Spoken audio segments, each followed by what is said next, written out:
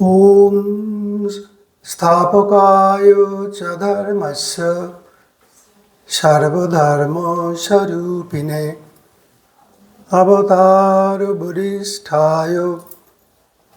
रामकृष्णाय ते नमः। जननीं शारदं देवीं रामकृष्णं जगद्गुरुं पादपद्मे तयो श्रित्वा प्रणमामि मुहुर्मुहुः। नमः श्री यतिराजाय विवेकानन्दसूरये सच्चित्सुखस्वरूपाय स्वामिने तापहारिणे।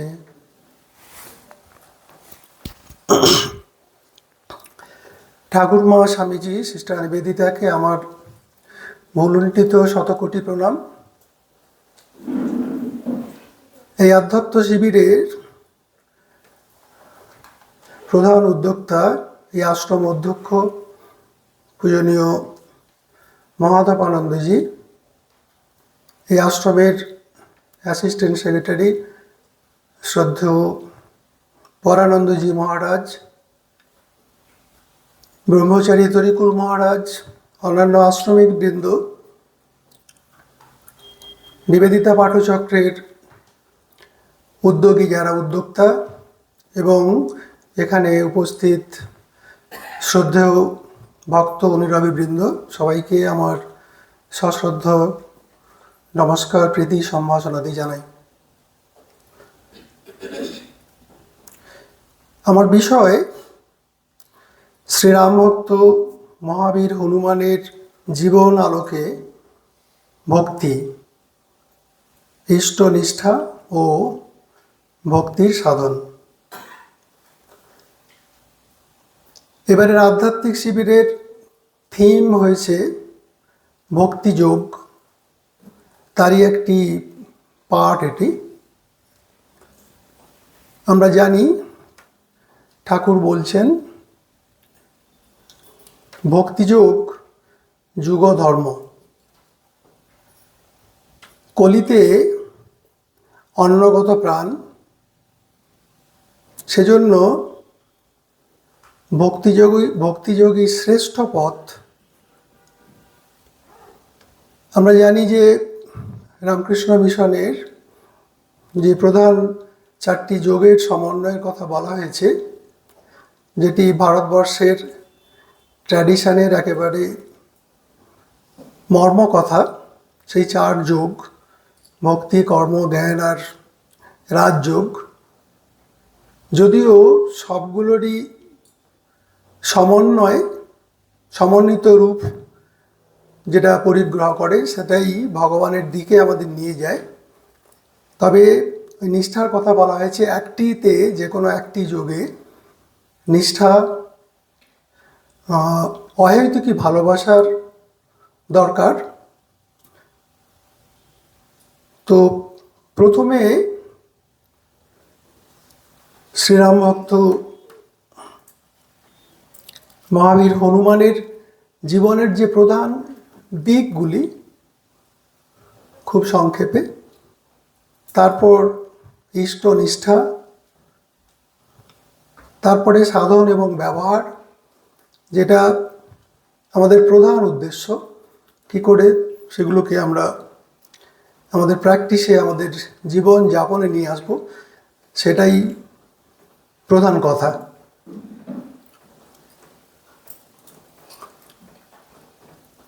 তুলসীদাসজি হনুমান চালিসায় মহাবীরের জীবনের প্রধান দিকগুলির কথা বলেছেন। ঠাকুর কথামৃতেও এই প্রসঙ্গ করেছেন। মহাবীর হনুমানকে বলা হচ্ছে তিনি মহাবলশালী, আবার শ্রীরাম তার ইষ্ট, শ্রীরামের ভক্ত, শ্রীরামের দারী। বলা যায় ভক্তিমান আবার শক্তিমান, দুই। তাকে নারদাদি, ঋষি, এমনকি দেবতারাও শ্রদ্ধা করেন, তার বন্দনা করেন। ঠাকুর বলছেন এই প্রসঙ্গে যে আমি বার, তিথি, নক্ষত্র এসব জানি না, আমার একমাত্র ধ্যান জ্ঞান শ্রীরাম। বলছেন একবার তার ইষ্ট শ্রীরামচন্দ্র জিজ্ঞেস করছেন হনুমানজিকে, তুমি আমাকে কীরকম করে দেখো, কীরকম করে পূজা করো। ভারী অদ্ভুত উক্তি ঠাকুর যেটা কথামৃতে বলছেন, যেটা আমাদের ভক্তদের জীবনে দরকার। আমাদের যে ফিলোসফি বা মত, তার তিনটে প্রধান দিক। একটা হচ্ছে দ্বৈত, আরেকটি বিশিষ্ট অদ্বৈত, আর একেবারে শেষের কথা অদ্বৈত। তো হনুমান বলছেন, ঠাকুর বলছেন, কি বলতেন তিনি, যে আমার যখন দেহ বুদ্ধি থাকে, মানে আমাদের যে অবস্থা, তখন দেখি তুমি প্রভু, আমি দাস, তুমি ভগবান, আমি ভক্ত, তুমি সেব্য, আমি সেবক। তার একটু ওপরের অবস্থা বিশিষ্ট অদ্বৈত। সেখানে কি বলছেন, তুমি পূর্ণ, আমি অংশ। যখন আত্মবুদ্ধি আসে তখন দেখি তুমি পূর্ণ, আমি অংশ। এখানে প্রথম ক্ষেত্রে ইষ্টকে সাকার দেখছেন, সগুণ দেখছেন। আর একটু যখন আধ্যাত্মিক লক্ষ্যের দিকে আমরা এগোতে থাকি, সাধক এগোতে থাকেন, তখন এরকম দেখেন তিনি পূর্ণ, আমি অংশ। একেবারে শেষের কথা, যখন বুঝতে পারছি আমি সেই আত্মা, তোমারই অংশ, তখন তোমাকে আর আমাকে এক দেখি, অদ্বৈত ভাব।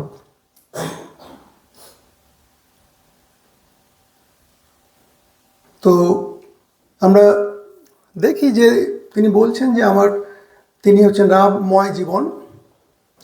একেবারে উচ্চাবস্থায় গিয়ে তারপর তিনি ভক্তের আমি দেখেছিলেন। বলছেন সেটা কি না, প্রথম অবস্থায় যখন ভক্ত আর ভগবান দেখি, তখন ঠাকুরও বলছেন কীরকম করে থাকতে হবে। আমিত্বের অহংকার তো সহজে যায় না। উপমা দিচ্ছেন, অশ্বত্থ গাছ কেটে দিলে আবার পরের দিন ফেকড়ি বেরিয়ে যায়। তো আমির অহংকার এমনি যে সহজে যায় না। তাই বলছেন যে এটাকে ছোট আমি বা কাঁচা আমি বলছেন। রবীন্দ্রনাথ বলছেন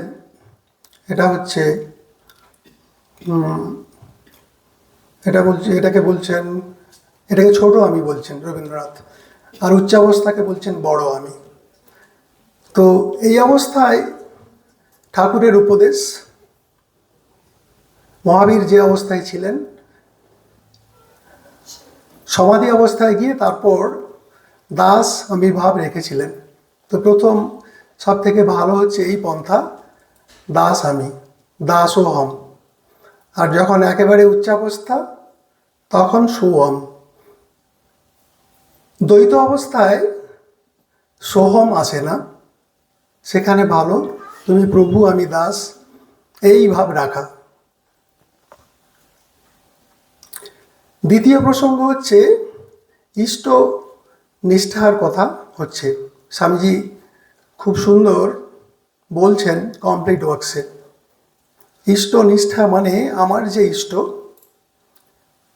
যিনি আমাকে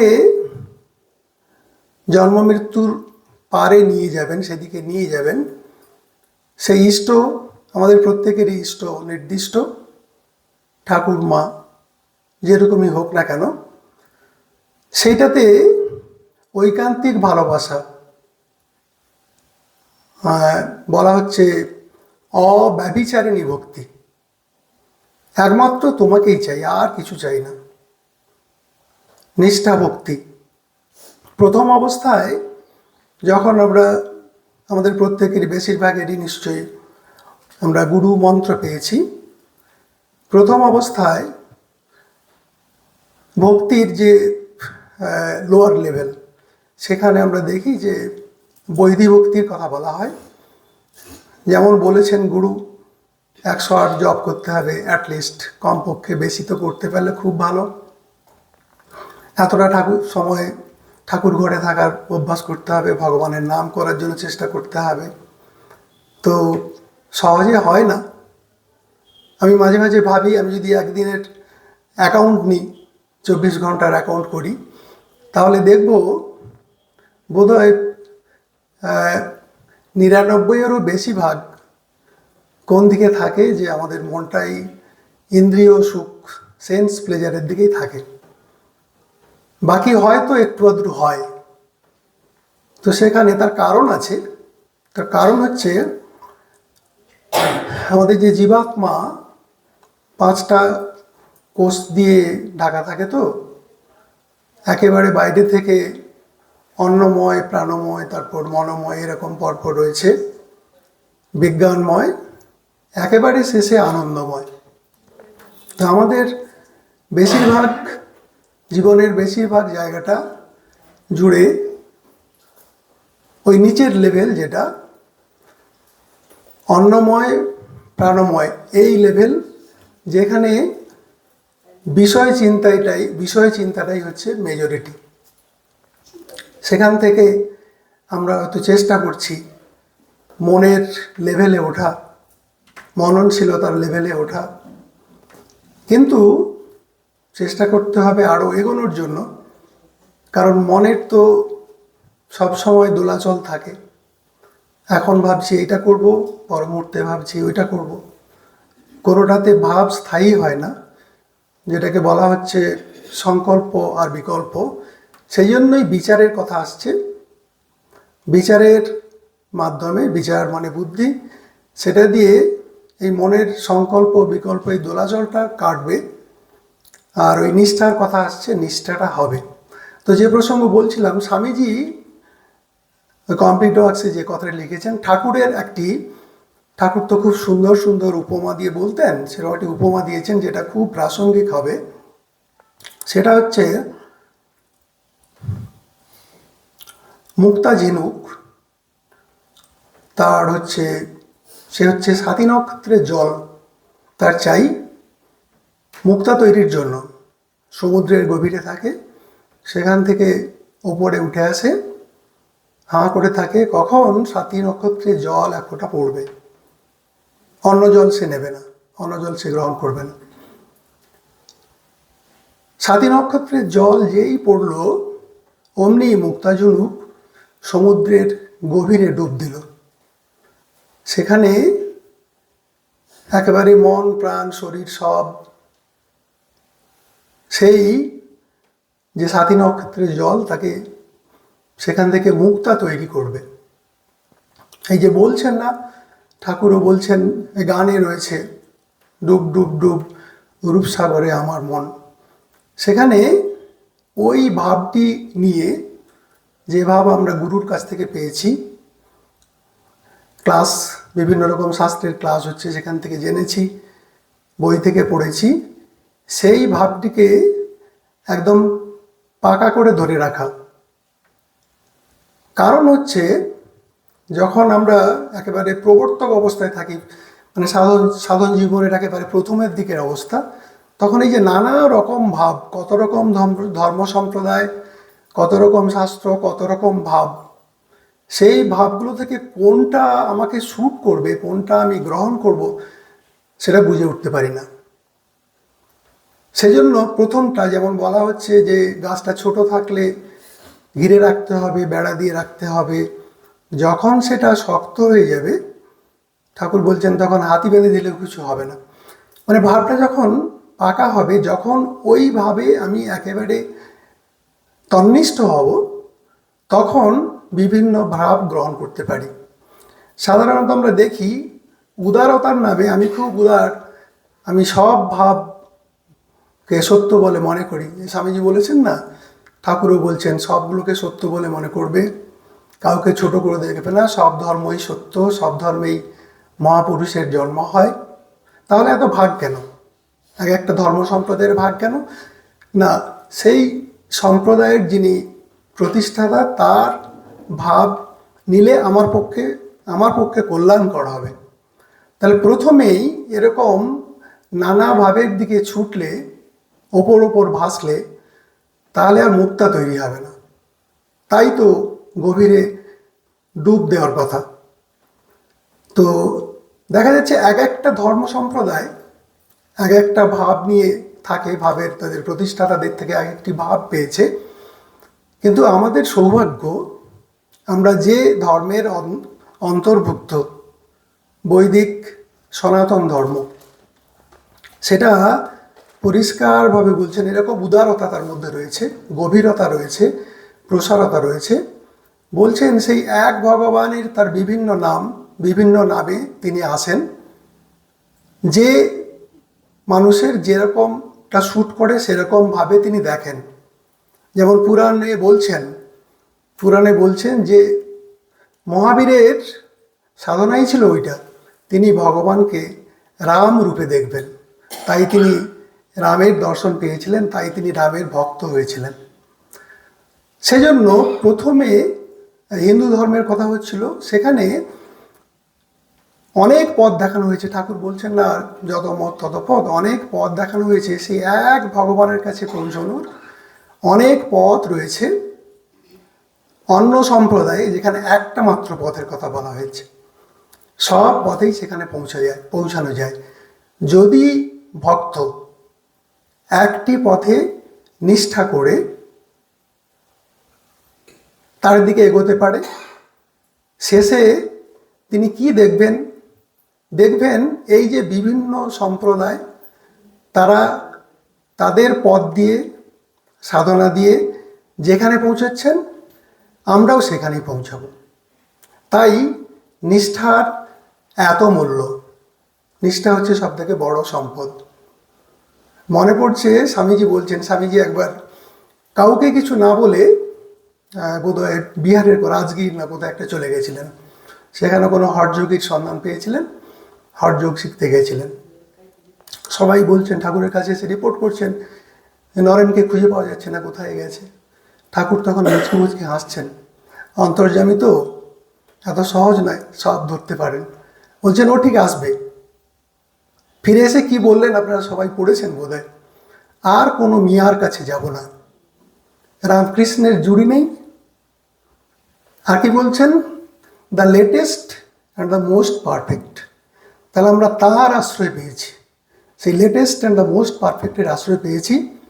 আমরা যদি এরকম ওপর ভাসতে থাকি, এখানে ওখানে ছুটতে থাকি, কিছুটা অনুকূল, কিছুটা ইস্কন, কিছুটা চার্চ, ঠিক আছে, এটা কখন করা যায়? যখন ওপরের অবস্থায় পৌঁছে তখন করা যায়, প্রবর্তক অবস্থায় করা যায় না, তাহলে সব ভাব গুলিয়ে যাবে। এই হচ্ছে মহাবীরের জীবন, যেটা যে ভক্তের কথা, যে ভক্তের স্বরূপ আমরা দেখেছি। গিরিশ ঘোষ সম্পর্কে বলছেন না, তার এরকম ভক্তি, এরকম নিষ্ঠা, 5 শিকা 5 আনা, মানে একেরও বেশি। তো এটা হচ্ছে সব থেকে আমরা যারা ভক্তি পথের পথিক, তাদের খুব প্রয়োজন। শেষের যে কথাটি, আমাদের কি হবে, আমরা কি করব, কি করলে ভগবানের সব থেকে প্রিয় হওয়া যাবে। আমরা পাশাপাশি যারা থাকে সবার প্রিয় হওয়ার চেষ্টা করি, সবাইকে খুশি করার চেষ্টা করি, কিন্তু বেশিরভাগই আমরা যে বয়সের লেভেলের, সেখান থেকে বুঝতে পারছি খুব ভ্রান্ত পথ, মানুষকে খুশি করা অসম্ভব। বলছেন না যে মানুষ আর দেবতা, ভগবান, এ কি পার্থক্য? আপনারা সবাই জানেন সেই পার্থক্য। যদি 99টা ভালো করেন, একটা মন্দ করেন, মানুষ কোনটা দেখবে? 1% দেখবে। আর উল্টোটা, যদি একটা ভালো করেন, 99টা খারাপ করেন, ভগবান ওই 1% দেখবেন। তাই তাই তো সেই ভগবানকে খুশি করার জন্য কি করতে হবে? সুন্দরভাবে গীতার 13 অধ্যায় এ বলা হয়েছে। তারপর চ্যাপ্টার 14 আর চ্যাপ্টার 16-এ কী করলে ভগবানের প্রিয় হতে পারবো, আমার মনে হয় আমাদের সেই দিকেই যাওয়া উচিত। তো সেটি কি? সেটা হচ্ছে, বলছেন অমানিত্যম অদম্ভিত্তম, তারপরে অহিংসা শান্তিরার্জবম, আচার্যোপাসনং শৌচম,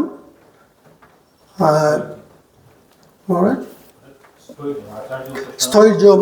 এক মিনিট। এখানে এরকম, হ্যাঁ বলছি, হ্যাঁ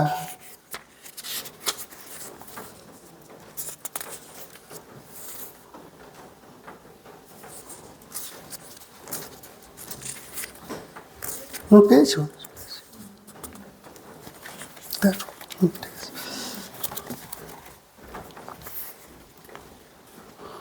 এখানে আপনারা দেখবেন এই 7 থেকে 12, এখানে ভগবান শ্রীকৃষ্ণ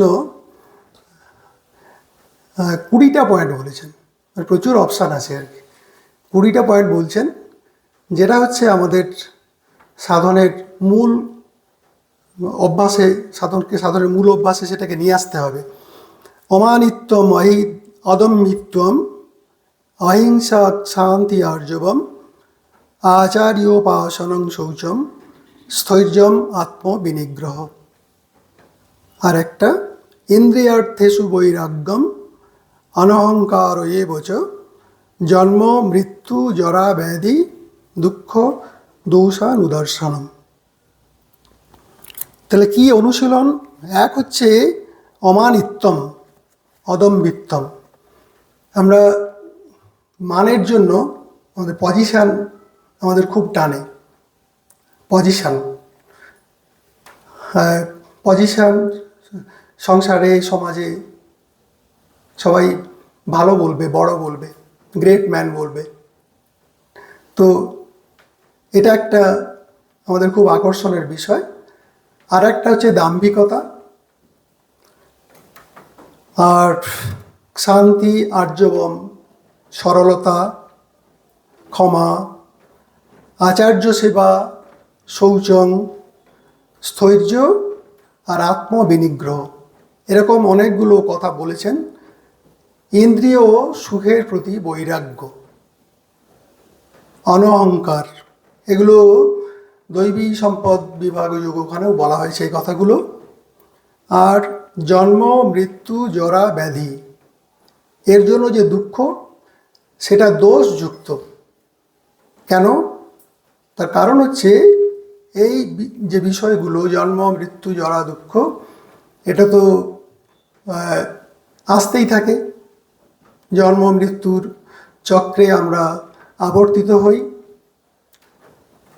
কোনোটাই স্থায়ী নয়, অনিত্য।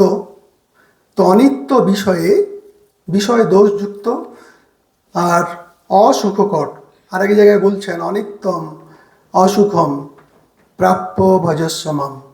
এই যা কিছু সংসারে, জগতে, বিষয়ে, যত রকম বিষয়ের পেছনে আমরা ছুটি, সবগুলোই অনিত্য, টেম্পোরারি, আর কোনোটাই পার্মানেন্ট নয়। আর কি না, সবগুলোর পেছনেই দুঃখ, পেছনে পেছনে দুঃখ আসে। সেই জন্য বলছি এগুলোকে দোষযুক্ত বলে জানবে। যা কিছু অনিত্য, যার পেছনে আমাদের বেশি, বলছিলাম যেটা আমাদের বেশিরভাগটাই আমাদের ওই সেন্স প্লেজারের মধ্যেই থাকে, তার উপরে যেতে পারি না, ইন্দ্রিয়াতীত অবস্থায় আমরা পৌঁছতে পারি না। সেই জন্য এগুলো সবই দুঃখের কারণ। তাই যা নিত্য, সেই নিত্যের ঈশ্বরের কথাই বলা হচ্ছে, সেই নিত্যের দিকে আমাদের যেতে হবে। সেজন্য একটা সুন্দর কথা আছে, অন্ন বাচা বিমুচ্যত্বম। মানে এই যে কদিন আমরা এখানে যে ভাবের মধ্যে থাকবো, যে আলোচনার মধ্যে থাকবো, বাড়ির সুন্দর এই যে পরিবেশ, এটা সেই পরিবেশের মধ্যে আমরা কেবলমাত্র ঈশ্বরীয় প্রসঙ্গের কথাই আসবে। এবারে এই যে সাধনের কথা বলা হলো, এখানে এরকম 20টি সাধনের কথা বলা হয়েছে, যেগুলো অভ্যাস করলে কি হবে। ভগবান বলছেন যে এগুলো করলে কি আর শিং বেরোবে? তা না, আমার ভেতরে একটা পরিবর্তন আসবে। ছোট আনন্দ থেকে, বিষয় আনন্দ থেকে ভজনানন্দ আর ব্রহ্মানন্দের দিকে এগোতে পারবো। আমাদের এই দেহ, মন, ইন্দ্রিয় এর পারে যিনি আছেন তার দিকে আমরা এগোতে পারবো। এখানে চ্যাপ্টার 12 বলছেন, যেটা আমরা চ্যান্টিং করলাম ভক্তিযোগে, সেখানেও বলছেন ভগবানের প্রিয় কে, কী করলে ভগবানের প্রিয় হওয়া যাবে। এমন নয় ভগবানের অপ্রিয় কেউ। ভগবান দেশ করেন না, তিনি অনপেক্ষ, তিনি ইম্পার্সিয়াল, তার পার্সিয়ালিটি নেই। তাহলে আমাদের এরকম অবস্থা হয় কেন? কেউ আধ্যাত্মিক উন্নতির একটু ওপরের দিকে থাকে, কেউ নিচের দিকে থাকে, কেউ কেবলমাত্র বিষয়েই থাকে। তার কারণ হচ্ছে আমরা আমাদের যে সংস্কার, আমাদের চিত্তের যে সংস্কার, সেখানে যদি বিষয় চিন্তার ওপরে ঈশ্বরীয় চিন্তা আসে, তবে এই অবস্থা সম্ভব। তখনই আমরা ভগবানের প্রিয় হই। সেখানে এই যে শ্লোকগুলি শেষের দিকে রয়েছে 13 থেকে 20,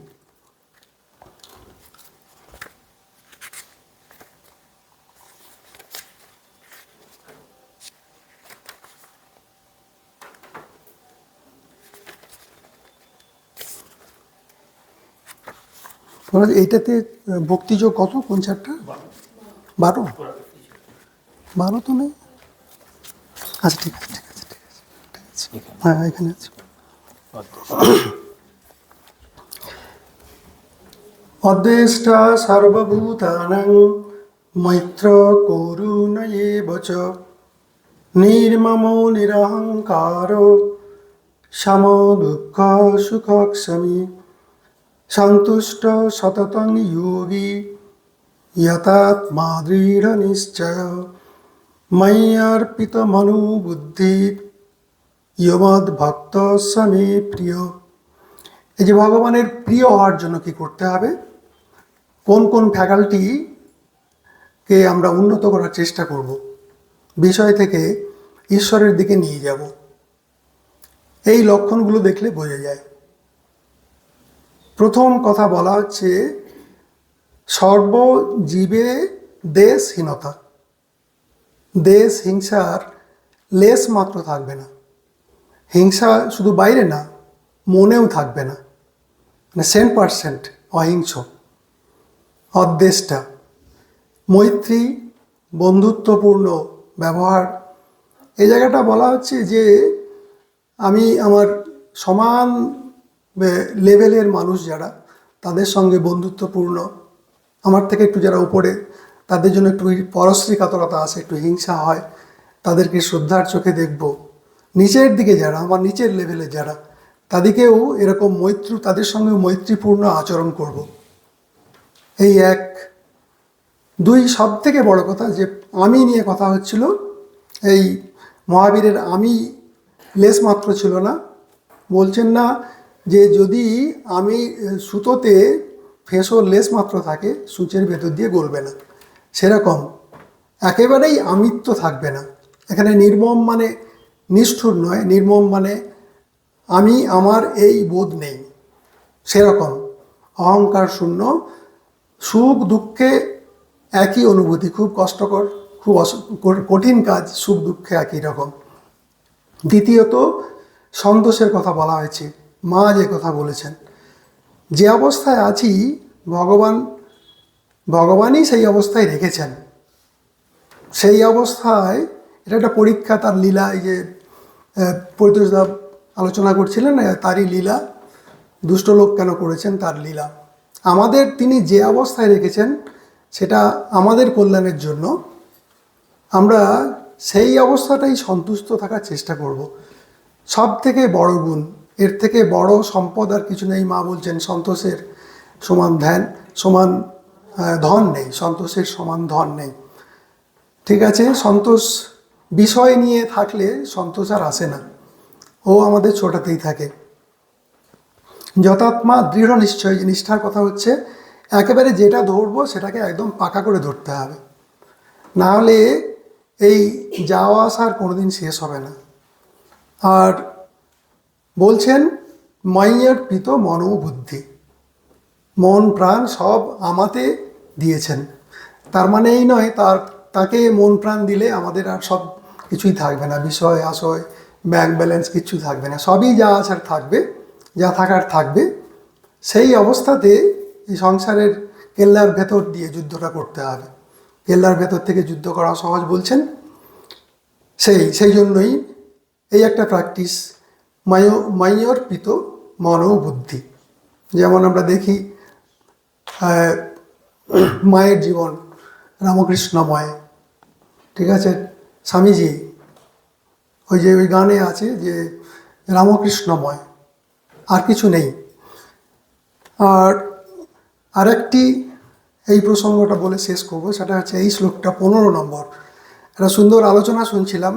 ইয়াস্মান্ন দ্বিজতে লোক লোকান্ন দ্বিজতে ইয় হর্ষামর্ষ ভয়োদ্বেগই মুক্ত ইয়স চমে প্রিয়। তো একজন মহারাজ গল্পটা করছিলেন, তাদের যে মহারাজদের ট্রেনিং হয়, টিসি হয়, ব্রহ্মচারী ট্রেনিং। তো সেখানে ট্রেনিং এসছে নতুন ব্রহ্মচারী। তো তাদের সেন্টারের নিয়ম ছিল প্রতিদিন গীতার একটা শ্লোক মুখস্থ করতে হবে, আর সেটা শোনাতে হবে, ক্লাসে গিয়ে শোনাতে হবে। এরকম একটা করে শোনানো হতো, পরের দিন দ্বিতীয়টা, তৃতীয়টা, এরকম করে হতো। তো ব্রহ্মচারীদের মধ্যে একজন মানে রিপোর্ট আসছে মহারাজের কাছে, হেডের কাছে, যে তার সঙ্গে প্রায়ই সবার ঠোকাঠুকি হয়। যে তার রুম পার্টনার তার সঙ্গে ঠোকাঠুকি, সবসময় ঠোকাঠুকি লেগে থাকতেই থাকে। রুম চেঞ্জ করুক কিছু হচ্ছে না, আবার নতুন যে পার্টনার তার সঙ্গে ঠোকাঠুকি। আমাদের যেমন হয়, খুব ঠোকাঠুকি হয়। তো দেখি আমরা প্র্যাকটিক্যালি কি দেখছি, বাড়িতে এই ছোট ছোট ফ্যামিলি কিন্তু ঠোকাঠুকি লেগেই থাকে। যখন বৃহত্তর ক্ষেত্রে যাই তো আরও বাড়তে থাকে। আমরা ভাবি যখন একান্নবর্তী পরিবার ছিল তখন কি এরকম হতো, তখন বোধহয় এরকম হতো না। তো যাই হোক, তো তো এই চ্যাপ্টার তখন মুখস্থ করানো হচ্ছিল। তখন বলছেন, যখন ওই ব্রহ্মচারী সম্পর্কে এই রিপোর্টটা গেছে, তখন বলছেন যে তুমি ওটাই প্রতিদিন মুখস্থ করবে। ওই যে এখানে কি বলা হয়েছে, যে অন্যের উদ্বেগের কারণ হয় আর যে অন্যের দ্বারা উদ্বিগ্ন হয় না। ঠিক আছে, এরকম চরিত্র চাই, যে আমি কাউকে উদ্বিগ্ন করব না, কথাবার্তায় ব্যবহারে কোনো কিছুতে উদ্বিগ্ন করব না, আর আমি নিজে উদ্বিগ্ন হব না। আমার যে মেন্টাল স্টেট সেটা কি অন্যের উপর নির্ভর করবে, পরিবেশের উপর নির্ভর করবে? অন্য লোকে ভালো বললো বলে আমি ভালো, খারাপ বললে আমি খারাপ, এই রিয়াকশান তো আমাদের হয়। সেটা যখন হবে না তখন বুঝতে হবে আমরা এগোতে পারছি। যাই হোক, শুনলাম যে পরে জানলাম যে বলা হলো যে ওই ব্রহ্মচারী তার ওই যে নেচার সেটা চেঞ্জ করতে পারেননি, শেষে তিনি আর রামকৃষ্ণ মিশনে থাকতেও পারেননি। তো এটা একটা বড় শিক্ষা। এমনভাবে আমাদের চলতে হবে, ভক্ত যারা আমরা এটা যদি প্র্যাকটিস করি। কারণ আমরা তো মিশনে যাই, রামকৃষ্ণ মিশনে সাধু সঙ্গের কথা হলো, মিশনের সাধুদের সঙ্গে মিশি, অন্যের কাছে বলি আমাদের খুব প্রেস্টিজ যে আমরা রামকৃষ্ণ মিশনে যাই, অমুক সাধুর সঙ্গে আমার আলাপ আছে, উনি আমাকে রোজ ফোন করেন। এগুলো আমাদের তো খুব অহংকারের বিষয়, কিন্তু যদি এগুলো আমরা প্র্যাকটিসে নিয়ে আসতে পারি, এরকমভাবে চলতে পারি, ঠিক আছে, আমার আচরণ, বাক্যে, কথায় কোনোভাবেই কেউ যেন উদ্বিগ্ন না হয়। আর আরেকটি ছিল, সেরকম করে আমাদের চলতে হবে। আর হর্ষ, অমর্ষ, ভয়, উদ্বেগ এগুলো থেকে মুক্ত হওয়ার কথা বলছেন। কিছু পেলে খুব আনন্দ হয়, প্রমোশন হলে খুব আনন্দ হয়, ঠিক আছে। আরেকটা কি না, অন্যের উন্নতি দেখলে আমার ঘুম ধরে না, আমি খুব চিন্তায় পড়ি। তো এই যে অমর্ষ বলা হয়েছে এটাকে, ভয়, উদ্বেগ, তাহলে ভগবান এর কাছে কে প্রিয়? যে এগুলো থেকে উন্নত অবস্থায় যেতে পেরেছে, এগুলো থেকে উঠতে পেরেছে, এগুলোকে জয় করতে পেরেছে। তো সেই জন্য যেমন বলছেন, মহাবীরের কথা দিয়ে শেষ করি, সেটি হলো রামচন্দ্র বলেছেন তুমি বর নাও। তো তিনি কি বর চেয়েছিলেন, কি প্রার্থনা করেছিলেন, যেটা আমাদের জীবনে বোধহয় প্রতিদিন কাজে লাগবে। এরকম প্রচুর কথা পড়ি আমরা, কিন্তু মহাবীরের মুখ থেকে শুনি কি বলছেন, আমাকে শুদ্ধা ভক্তি দাও রাম, তোমার ভুবন মোহিনী মায়ায় আমার মুগ্ধ করো না। এই হচ্ছে তার প্রার্থনা, আমি যেন তোমার পাদপদ্মে যেন আমার শুদ্ধা ভক্তি হয়।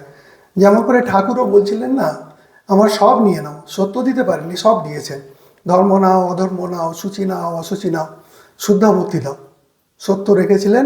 আর এই শুদ্ধা ভক্তির কথা বলেছিলেন, সেই শুদ্ধা ভক্তি সব থেকে বড় সম্পদ। ভগবান এসে সহজ করে দিয়েছেন, মা ঠাকুর এসে অনেক সহজ করে দিয়েছেন।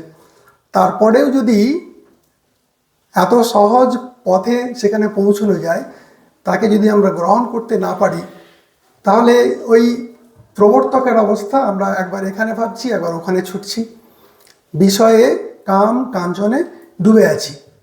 কিন্তু ডুবে থাকলে, কাম কাঞ্চনে ডুবলে হবে না, ওই মুক্তা ঝিনুকের মতো ডুব দিতে হবে, তার কাছে নিরন্তর প্রার্থনা করতে হবে, আমায় শুদ্ধ ভক্তি দাও, তোমার ভুবন মোহিনী মায়ায় আমায় মুগ্ধ করো না, তোমার মায়ার জগতে আমি যেন কাম কাঞ্চনে আসক্ত না হই।